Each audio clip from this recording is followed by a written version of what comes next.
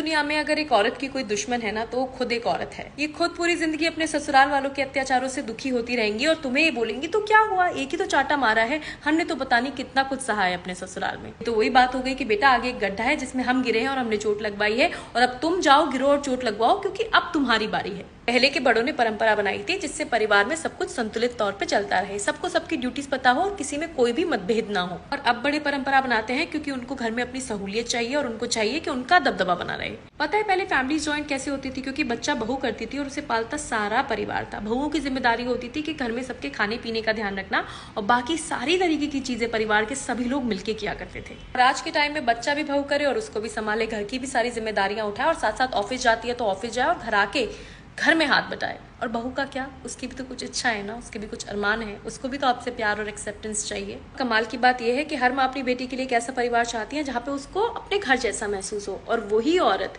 जब उसकी बहू घर में आती है तो उसको घर जैसा महसूस नहीं करवा पाती।